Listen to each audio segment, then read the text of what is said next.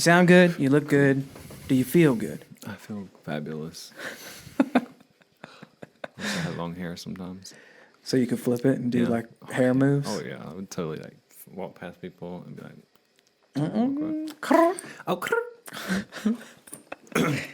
So, Mr. Trevor Kirby, how are you? doing good. How's life? Life is fabulous. Yeah. Yeah, life is great. Is it ab fab? It is definitely. Really. I'm out here living my best life. Really. Yeah. To Yeah. the fullest. Try to have fun anytime that I can fit it in. I was talking to Chris yesterday, Chris Gollin. Okay. And he was talking about how he would have, there was a period where he was having like a bunch of using dreams. And he would wake up and he would feel so grateful that wasn't his truth anymore.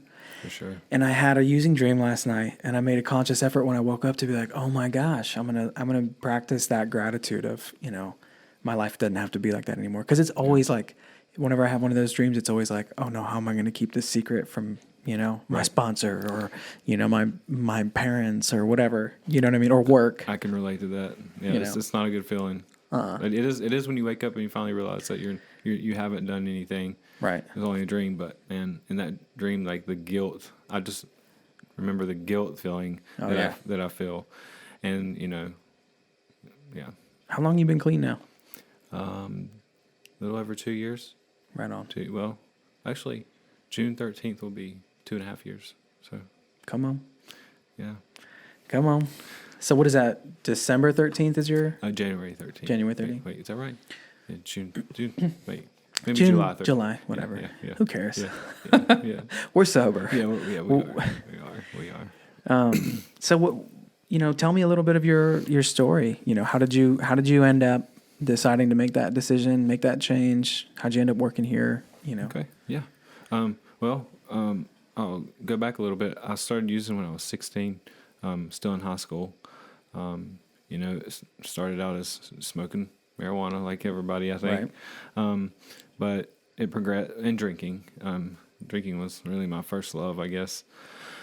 And that was, on weekends at first, and then it started being every day. Started doing harder drugs, and started working while I was going to high school. And I just eventually ended up dropping out of high school and just working. And then when I was working at KFC, and you ended up getting fired for coming in high at work. And then I just really hit the ground running after that. As far as my use goes, I just moved on to different drugs, like one after the other, till I found my drug of choice. And when I was around 21, really heavy use around that time. I'd also gotten into a relationship that was very toxic for 5 years, on and off, and from there, man, it's really all a blur. The specifics, I had gotten in trouble along the way, like some legal trouble, drinking and driving, things like that, and it's like I said, it's really all a blur, like specifics of everything, but I got clean in 2015 for about a year and a half. I had went to treatment. I had met somebody and decided I was going to get clean for them, and for the relationship. And we all know that always works out. Right. And I stayed clean for a year and a half, but I wasn't going to meetings. I was living in a 3-quarter house in Winston-Salem, and just like my drug was that relationship. I was working. I didn't have a car at the time, and would was walking back and forth to work, and just really struggling emotionally because the person that I was in love with, I knew deep down really didn't feel the same way back towards me. And So I kind of planned my relapse there all along from the beginning. But things just really hit the fan in 2016, around the time that my dad had a massive stroke, and he was like 46, my dad, and like all of a sudden he's just fine one day, and the next he's just in the hospital, like in like a vegetative state. So that was rough, and it was basically just me, trying to be in active addiction and make sure that he had like a feeding tube. He was like he had a shunt in his head. Like he was just not the same dad that, he was before. And, so I just was trying to use and trying to make sure he was cared about and loved. 'Cause he just happened to be at the hospital in Winston for like months. And, eventually he ended up passing away, and about a year after that, and I had got clean on and off through those times, but when he passed away, I really like just hit the ground running again, and pretty much continued hardcore use up until around the end of 2018, when I had gotten to the point where, my drug of choice that I, was using caused a lot of mental health issues, as it does with a lot of people. But psychosis, I was in a psychosis. And in the past, I had been using, and I would get high and get really paranoid, and but then I'd get clean for a little bit and it'd go away, and I'd be like fine. But well, this time, was so far gone mentally that whenever I would get clean, like the things that was going on in my head was still happening, and it was really scary. I was like near like suicide at one point, because I just thought that was part of what I thought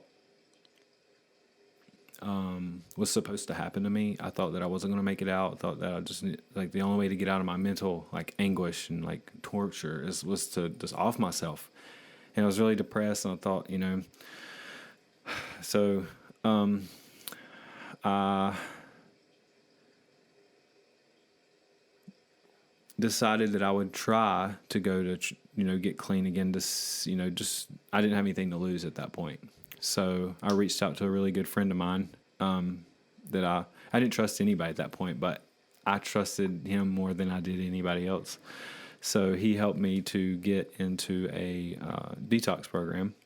From there, this was like early January 2019. And from there, I went back and stayed at this person's house until I got into a treatment up here in Asheville. And things were still not good with me mentally. I was clean, but like I was still in that paranoid like mind frame, and Almost like the afterglow of the psychosis. Yeah. I was not trusting of anybody. I didn't even go by my real name in treatment. Like I was confused a lot of the my therapists and like people, like, because I was just I didn't know who had like followed me into treatment, and like right. Who was in on the big scheme. Exactly. Yeah. Exactly. And man, it was so exhausting, like just being that way. And I would just promise myself, I was like, man, like this is so bad. Like, what if I'm like this for the rest of my life? That's why I was like, I can't live like this. Yeah. So I just like white knuckled it, until I went to like a 2-week treatment program, and then from there I went to like a 10-week program, and still, my mind was still not right. I was making it, not talking a lot. Finally confided in my therapist when I got there. I trusted her enough to tell her what was going on, and she was just like, I don't know if it was a combination of I had started taking a medication, or it was probably a combination of everything that kind of and I told her about what was going on. She was like, "Oh, that'll go away." She was like, like nonchalantly, like, that'll go away. And I trusted that enough. I trusted her and liked her enough that I was like, okay, I'm gonna go with this. Right. And man, like, sure enough, like, it was like, the way I came out of it was like, I just realized one day, I was like, maybe all this stuff that's going on in my head is not true, Like, maybe it's not, maybe it's all in my head. Yeah. And I kind of I think it was a combination of all those things that I kind of started coming to reality, come back to reality. So that is like a super like lowest bottom that I've ever been to. And That was your rock bottom. that was my rock bottom. You know what's wild? I mean, I know that you and I have talked about this, before, but I'm so identified with your story because I experienced that level of crazy paranoia where everywhere I went, I saw more proof of the the master plan I had cooked up in my head Exactly. that everybody was in on. Yeah. And it got so bad for me, I was certain that it was either one of two things. There was either a group of people that was trying to get me to kill myself. Right. Or there was a group of people trying to convert me to Christianity.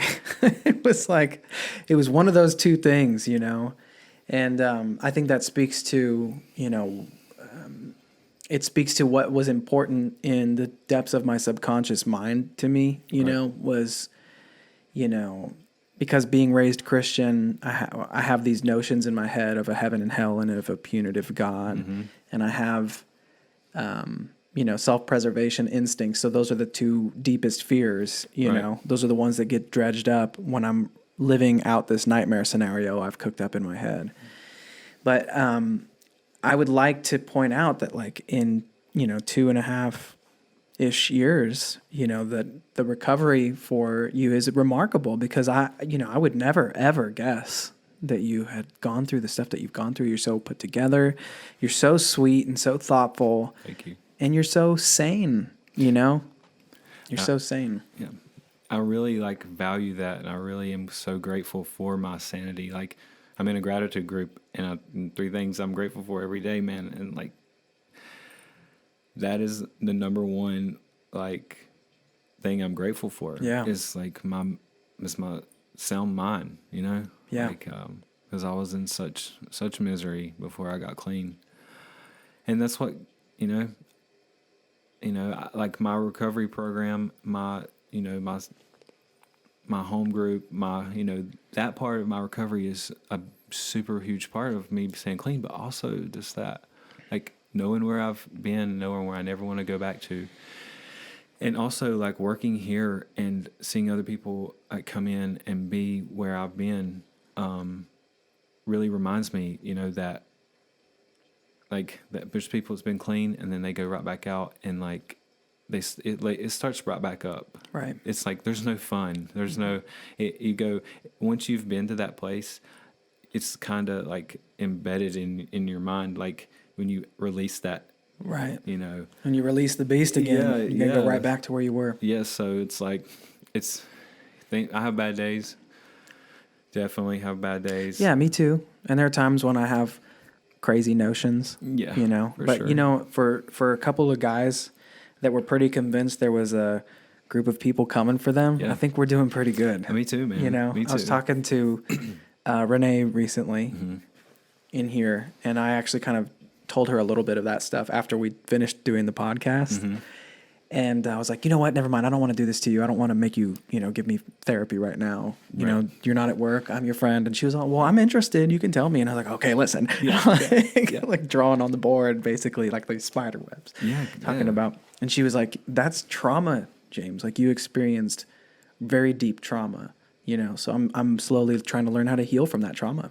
Yeah, and I'm glad that you said it. I'm glad that I confided in you and we shared each other's story because I think I've connected with you more than I have ever anybody else. Because I don't tell that story a lot. Yeah. I don't tell it a lot because it can sometimes be re-traumatizing to me. Right. And to trigger me. Yeah. Especially when I'm triggered sometimes when I hear other people that's coming in that active mindset. It's rough for me. I really relate to that. Yeah. So, and it's nice to be able to be around other people that's made it through that same thing, and to know that it wasn't just, I'm not the only one that's went through something like that. Yeah. It's huge, you know. I think that story of you telling me what your therapist said is huge. That's a huge indicator of maybe the way that can be handled in a successful way. Is just being like, oh yeah, I've experienced it. I've met other people that experienced it. It will go away. Yeah, it'll go away. Yeah, and I didn't trust anybody, and it was about I was waiting around for someone that because I thought everybody was in on it, you know. So as soon as I found somebody who really, you know, I knew that cared for me and wanted the best for me, and everybody wasn't out to, you know, get rid of me or off me. So I'm really grateful for her, and you know, I hope she realizes how much that little like, you know, that's all she had to say, you know. And I don't think she knew exactly how much pain I was in, but her just being that way and saying that to me. And I still talk to her, you know, all the time. Right on. Yeah, man. Yeah. Someone told me a while back, my grandmother on my mother's side told me that my grandfather on my father's side, my dad's dad, who was like one of my favorite people of all times. I grew up on his lap. Nice. Yeah. She told me that, you know, when she'd come over to the house to hang out with him sometimes, and they'd play cards and stuff, and she'd like, I could get on these tangents and start talking about my life and everything I was anxious about, and he would just listen, barely even move, and he'd go, at the end of it, he'd go, well, it's going to be all right. And she'd go, you know, that was so huge for me for some reason. I always felt like he was right. You know? Yeah. And you know, just it matters who says it too. You know, like like you just have to, you know, that connection that you have with certain people. This whatever they say, you trust, and you know they have the best intentions or the best. They have your, you know, they have the best intentions for you. Right. Yeah. So, it's Pride Month. Yeah. You know, we want to celebrate our LGBT folks that work here. LGBTQIA plus. I'm an A. I'm an ally. Yeah. Yes, you are. And glad to have you on my team. Yeah, absolutely. And I just like, you know, I'm just curious, like what's been your experience of working at Oasis? You know, have you felt accepted here and honored? For sure. Like, I feel like very safe here. Yeah. It's been really good, working here, and, I felt safe being myself. I've seen other clients come out of their shell here and really be able to be their true self. Yeah. And you know, it's been cool, you know, watching people grow. Yeah. And, you know, actually become okay with themselves. And, you know, and I've shared my story a couple of times, and I've had, you know, it's been really, I've been safe enough to share my story here. Like I don't feel that way everywhere. Right. And like just to connect with clients who've been through similar things, like they would come up to me afterwards and be like, "Yeah, man, I've been through the same thing, and like went through the, you know, had the same issues. Like this has been super rewarding. Yeah, it's huge to work somewhere where we are accepting and you know, love everybody, welcome everybody, just come as you are. You know? That's a big like mantra of mine is, you know, come as you are, and that's Oasis lives up to that. So what was your experience of, you know, like 12-step meetings and groups and stuff like that? Have you felt safe and accepted there to be yourself? Yeah, for sure. I think this me being okay with who I was I don't know, like it just, I had an issue with it, especially in high school. I was not, I guess I'm moving away from the topic a little bit, but go for it. Yeah. Go on your tangent. Yeah, in high school, it was rough. Like, I got made fun of some, and wasn't the most popular person in the school. And I don't remember when I'm okay. I'm like completely okay, I think, with my sexuality now. I feel like I am.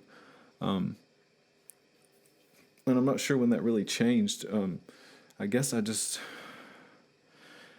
it was really important for me to be able to walk around and be comfortable. Like, there's so much anxiety for so many other topics. Like, being okay with me was really important for me to become okay with. Yeah.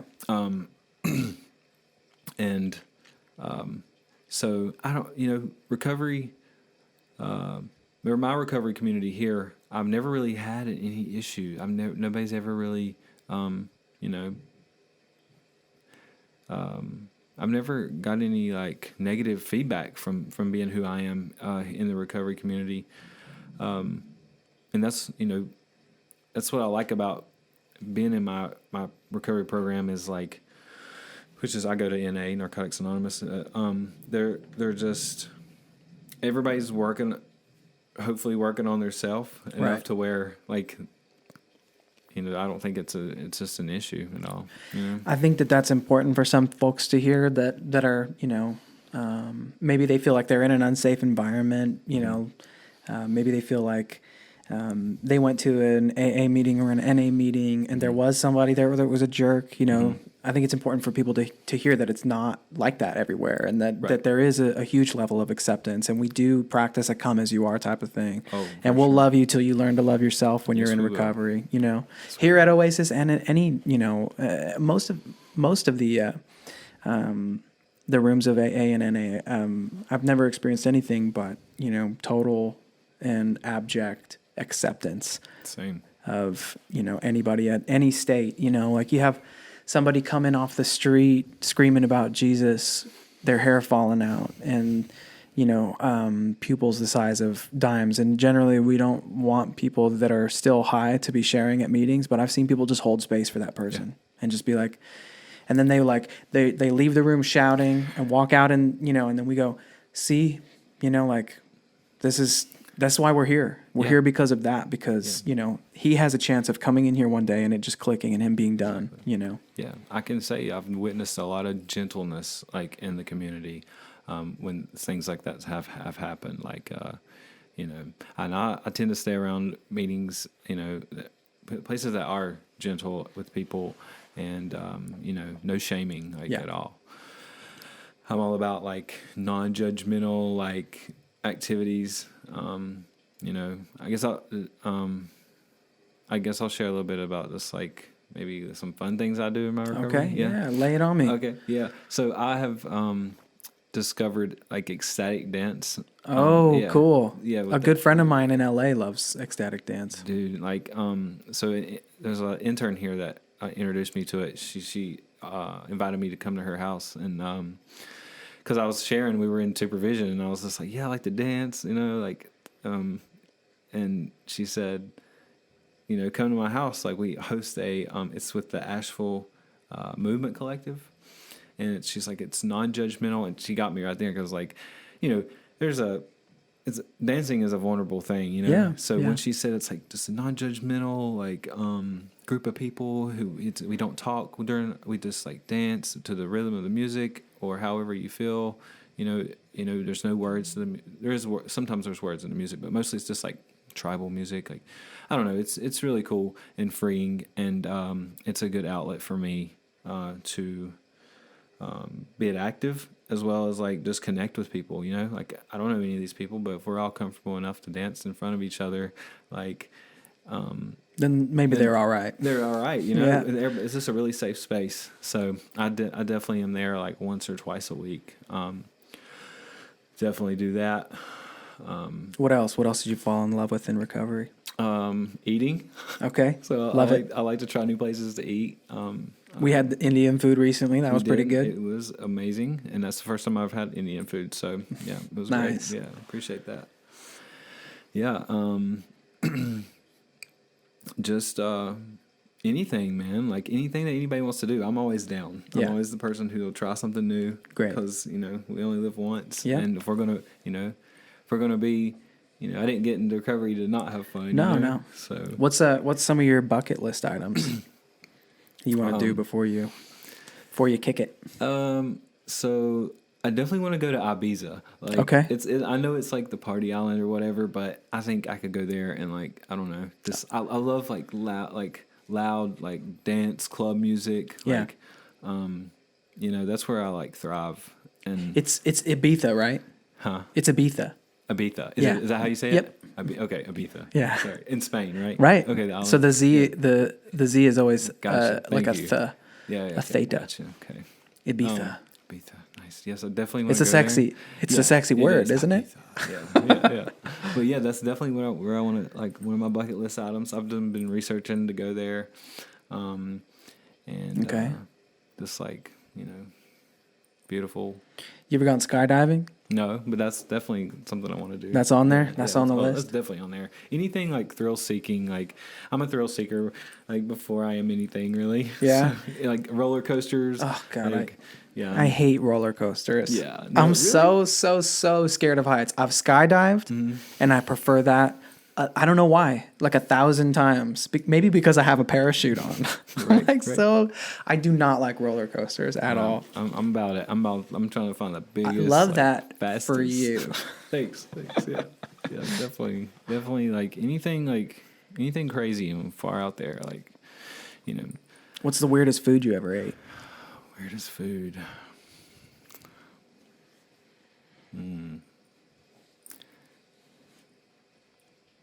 Oh, like I've not really ate that weird of food. That's some stuff on my bucket list. Yeah, I don't know if I've ever tried caviar. I've definitely had I haven't. roe. That's where my mind went, but I haven't tried it. I haven't tried escargot. I don't think the snails. Mm-hmm. I would. I've eaten menudo, which is like a Mexican soup that has, I believe it's got like intestines in it, like cow intestines. Mm-hmm. I wasn't that into it, to be honest Yeah. with you. Nice, yeah. Yeah, all right. Well, we've got some bucket list items here. We've got new passions. Mm-hmm. We are a little bit more sane than we used to be. Oh, definitely. I think we're doing Just all a right. little bit. Just a little bit, yeah. Yeah. Yeah. Well, right on. I appreciate you coming in and chatting course. with us. Thanks for having me. Oh, thank you. Thank you, sir. I love you, Of course. bud. I love you too.